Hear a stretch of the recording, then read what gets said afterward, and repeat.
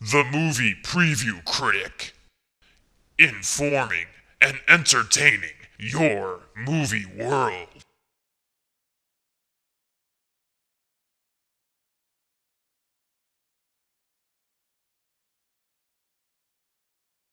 Benicio Del Toro here as Lawrence needs to be much more of a refined kind of character. He believes in humans' potential to rise above what they were born as and to control their destiny and refinement, and the age of the savage is over. And what happens? He himself gets bitten, gets cursed, and now he starts to reverse, and now we have the Dr. Jekyll and Mr. Hyde duality going on. And that's what that story was all about. Dr. Jekyll, Mr. Hyde is a perfect representation of that. 70 years later, you have that with Marvel Comics, where Stan Lee creates the Hulk, where you have a civilized man, a scientist, who, instead of being bitten by a werewolf, has gamma radiation attack him, or pick your 1950s science-inspired accident that's going to happen, and now he turns into the Hulk when he gets enraged, when that inner savage comes out of him. It's the same thing. Werewolf, the Hulk, Dr. Jekyll, Mr. Hyde, whatever it is, it's the dual nature within humans, the battle between good and evil that is being worked through in the form of story. So if Lawrence would have been a little more developed in that respect, if he had a perspective on all of this, if he took in the society of the times with his own personal attitudes, and then be affected by what's happening. He's turning into a werewolf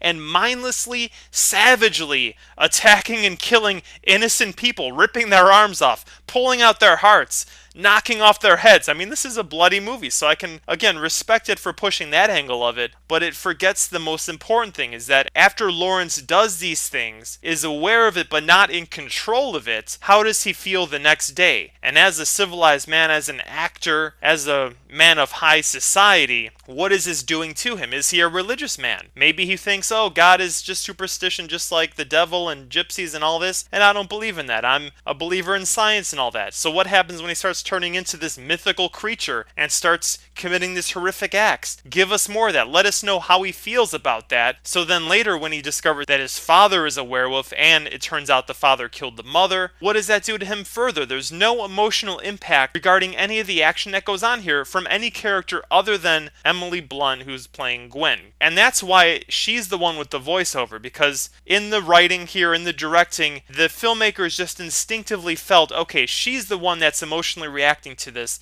and usually the character whose emotions are being torn apart this way and that, recombined at the end, is usually the one going through a character journey, going through a thematic exploration of who they are, and by the end of the movie ending up as someone different. She really doesn't, but she's the only one with that heartbeat, that aliveness to that aspect of her character. But it's so underdeveloped. There's this whole notion of, okay, well, she was engaged to the brother, but all of a sudden Lawrence shows up and now she's in love with him, and there's a scene towards the end where she goes to the gypsy, who's also a character in the original movie, and the gypsy says, okay, you will risk your life if you do this. Now, we never hear the plan or the solution, and then later when it's like, okay, she's gonna try to do it, we're not really sure what it is, and she doesn't say it. It seems like she just has to confess her love or try to, as he's in werewolf form, reach the human on the inside and force the human to take control. So she comes off as a little unsympathetic because she doesn't really mourn the brother, and she's lusting after Lawrence, and we don't know why, because, oh, maybe he's an actor and he's more famous, he's a little more exciting, and she loves him for some reason. So she comes off as kind of just like, okay, I'm gonna go with whoever's around. The big notion here is that the werewolf universe isn't totally established, because the filmmakers just default to us, the audience, and say,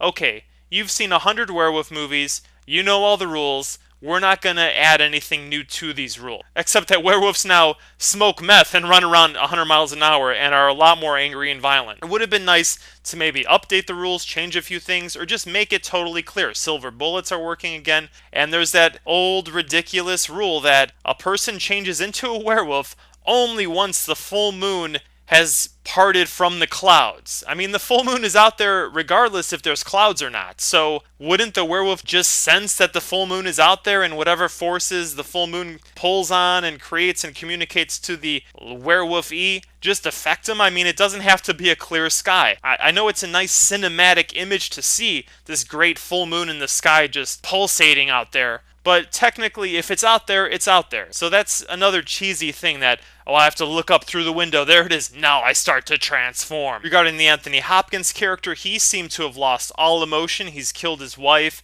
killed his son. Now he's going to try to kill his final son. But give us maybe some philosophy. Give us his ideas. What does he think?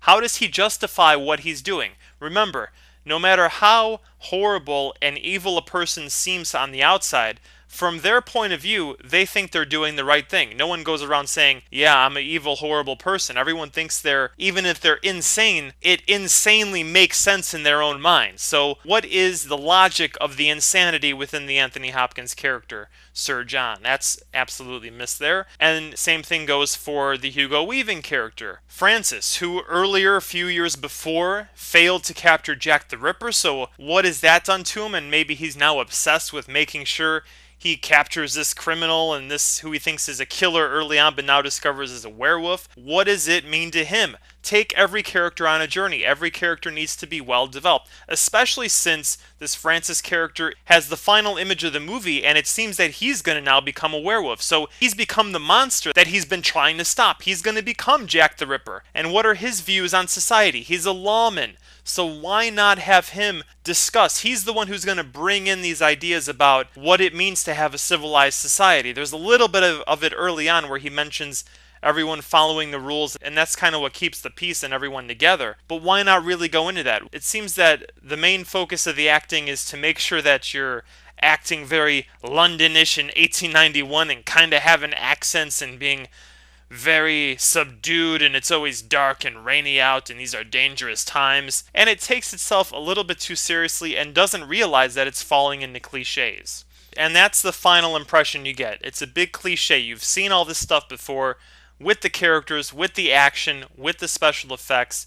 It adds nothing new except it just basically cleans up the image of the werewolf in terms of making it crisper. This is basically the Wolfman in HD. It's the same story, not really adapted to bring any kind of new revelations about society and culture and what it means to be human and the duality of good and evil within every person. It doesn't try to address any of that, and it really could have if it would have brought these characters to life. It just seems that the movie is happy to be easily marketed, that it's a werewolf story and the audience knows what that is, and you don't need to know any more than that. It's got some solid actors, some familiar faces, and it just comes off as being a spoiled kid who had all the advantages in life handed to them and decided not to push him or herself, decided not to grow, not to challenge themselves to become something more than what the parents had been. Instead, this is just happy to do an average job at everything, and unfortunately is totally forgettable. So this is absolutely unworthy of big screen viewing. This is recommended as a rental. It adds nothing to the genre, nothing to the lexicon of werewolf movies. The actors phone it in. The cinematography is really great to look at, and the mood and the tone is really well done. But aside from that, it's just the old corpse of the 1941 movie dressed up in newer clothes with fresh makeup. You might check it out because you like the actors, or you're a fan of werewolf movies. But in the end, it's really not that different from what's come before, and it's absolutely a sign of the movie apocalypse. As for the Wolfman 2010's place in movie history, it'll be better than the Howling sequels, but not better than An American Werewolf in London. So until next time, choose your movies wisely because StoryCorp gives us more of what we pay for. And as always, long live good movies!